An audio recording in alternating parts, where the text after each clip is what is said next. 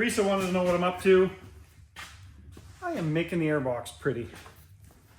I know that's not really important, but I'm gonna put it in. It's gonna take me 10-15 minutes to clean it up. The one I really want pretty is the one that goes on the firewall. So, remember my special trick? Warming up my paint so it sprays nice. I think I got a big firewall. Here in the fire. Remind me to check on that in 10 minutes, 5 minutes. That's so close into the flame. What's the worst that can happen? It can blow up and turn the inside of it black. I think that'd be fine. As long as it doesn't shoot out and hit me. We've got a lot of viewers that have been making comments, and we've got one old boy that made a comment about how he absolutely loves that you are doing a build on a budget, and we're the only channel he watches now. Oh, well, thank you. Yeah, isn't that For cool? being the only channel we watch. You don't need to do that, but I appreciate that you understand that at our level of skill, we don't have to make everything perfect. Honestly, we know that we knew that we wanted to make relatable relatable content. But the truth is, we're doing this because we actually like cars. So they don't all have to be perfect. Teresa and I have a multitude of cars, and not all of them are perfect. It's soothing to me to not have to make this 100% perfect. And there'll be more. We've got our own sort of barnyard style project. You can go back and check out the 61 bubble top we've been working on. Killer car. And we can't make that one perfect. I think it's just going to be barn fresh. Ramon? Yeah. I'm looking forward to getting this one kind of buttoned up so we can enjoy it for the summer. Yeah. Back on Ramon for next winter. Yep. We've actually been approached by a guy who's got a bunch of Mustang parts that says we may have to do a Mustang next. Oh, yeah. First, we'll get through this because it does take up all our spare time, and we hope whoever gets it will appreciate it. We did get some more free parts from another fan, but we'll get to that next episode. Right now, we'll get this buttoned up and have it looking real nice.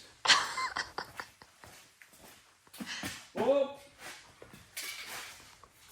Yeah, it's not that warm. Right in the middle of the fire now. JF? Yeah. Inquiring minds want to know, what kind of music do you play when you're working on cars? Rock and roll, baby.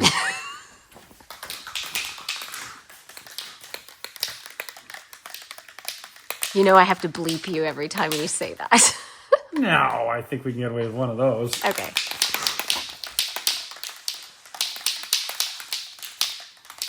I have to grow up my mullet for this Camaro.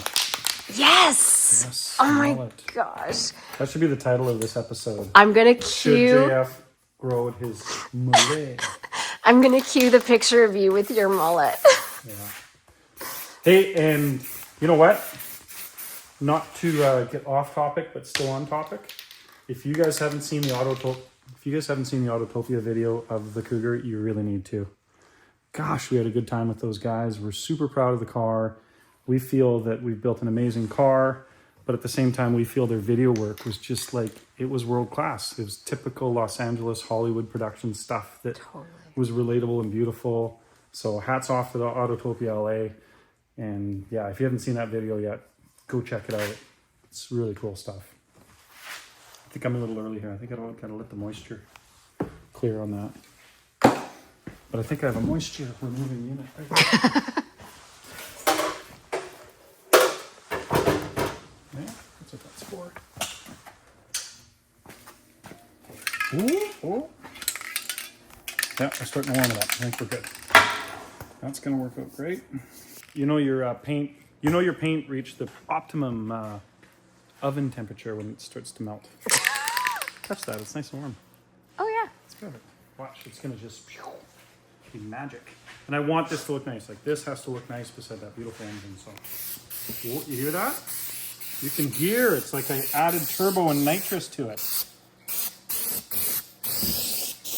Why does the smell of paint smell so awesome? I don't know. But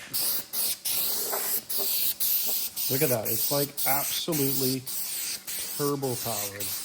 By the way, don't spray it too heavy. Do it in light coats. Thanks, babe. You know that this technique allows you to put it on just a little thicker? Ask me how I know. Because you're an expert painter? No, because when it's hot like this, it actually, it's just, I don't know why it doesn't run so much. Probably because it doesn't have time to. Interesting. Yeah, pretty good though. Okay, that's first coat, right? We're supposed to walk away?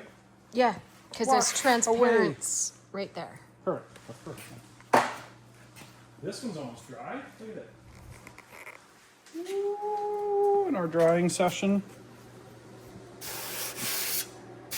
That's gonna look real nice under the dash. I hate to say it, but I think it's going to look nicer than the one that's in my Camaro. Well, because we never took it out in your car. I know. It's no fun. So here, I know, they don't always have to be how-tos. So we're on coat number 2. I got just a little bit of paint left at the bottom, and I want this to look tits. If you look across it, you can still see a little of the sandblasting marks. Teresa's gonna give you that. So what I'm gonna do is try to float those little nibbles down like this.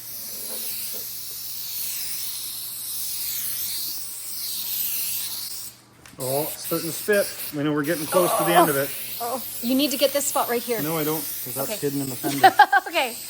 Trust me, I want to get it real nice on the top. Real nice. Is that mint?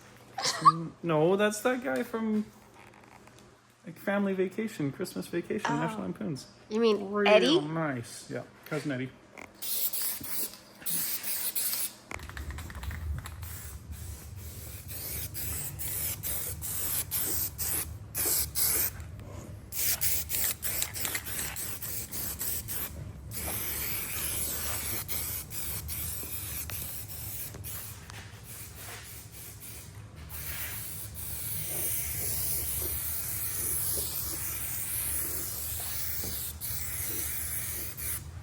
Nice thing about satin black is once you've covered everything, you're done.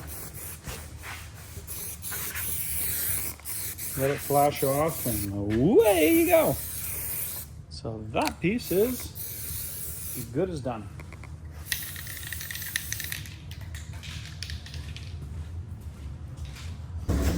Will be, yeah, that's not quite nice enough. One more really shiny coat of black and I'll be happy with it.